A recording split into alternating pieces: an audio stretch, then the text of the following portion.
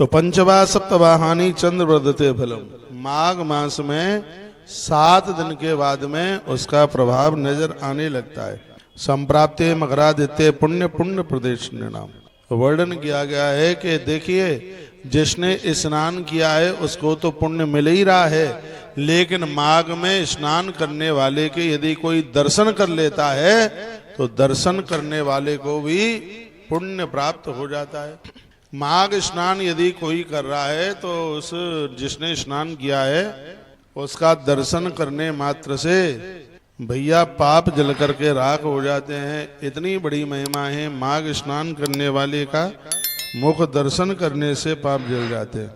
श्रेष्ठ मनुष्य को चाहिए कि वो व्रत रूपी कोई नियम लेकर के यह स्नान करे।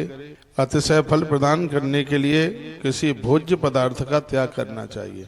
यहाँ एक बड़ी सुंदर बात कही है और मैं पहली बार बोल रहा हूँ। 12 नंबर का श्लोक है, लिखा है फलातिशये तोर्वई किंचित भोज्यस्त जेद बुदई।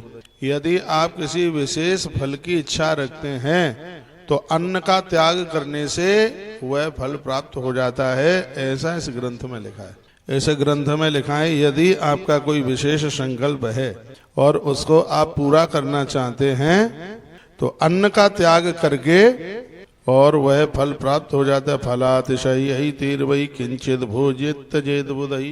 तो उसमें देखो स्पष्ट वर्णन इसमें किया गया, कहा गया यदि आपका कोई विशेष फल प्रदान करने की इच्छा है तो किसी भी भोज्य पदार्थ का परित्याग कर देना चाहिए।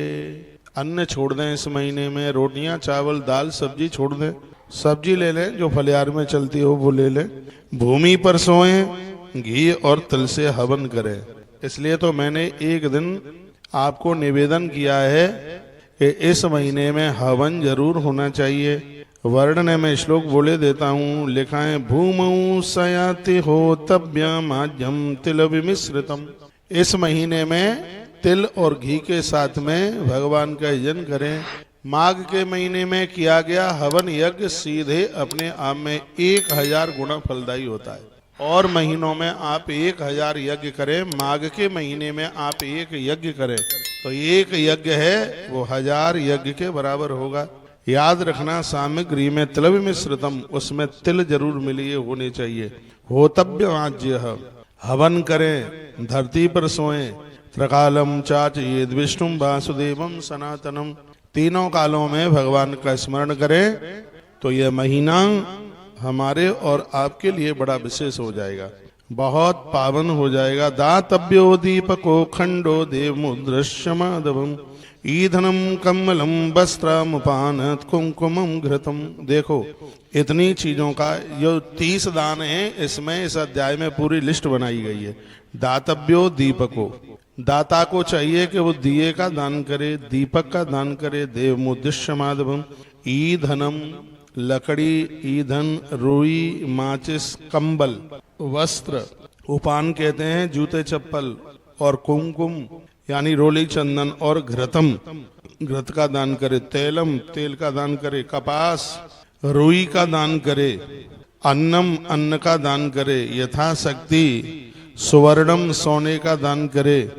ये इसमें वर्णन किया गया है। तेल, रजाई, दिया, कंबल, वस्त्र और जूतियां चप्पलें, कुमकुम और घी। और फिर अब बताया गया कि तेल, रजाई और तुलबट्टी, संस्कृत का शब्द है तुलबट्टी, हिंदी में कहते हैं तकिया, इसका भी माघ के महीने में दान करे। वेदक ब्राह्मण को 1 रत्ती सोना भी दे देगा, उसकी बड़ी महिमा होगी। हे राजन, ये दान माघ के महीने में जो दान किए गए हैं समुद्र के समान अक्षय हो जाता है। जैसे समुद्र का पानी कभी कम नहीं होता, माघ के महीने में दान करने वाले व्यक्ति के पुण्य कभी कम नहीं होते, वो सागर की तरह। लिखा है तदान अक्षयम राजन समुद्रम इव सर्वदा, ये वर्णन किया गया है। उनका जो पुण्य है वो समुद्र की तरह अक्षय हो जाता है। जैसे सागर का पानी कभी कम होता नहीं है, माघ मास में जिसने दान पुण्य किए हैं तो उनके पुण्य भी कभी कम नहीं होते,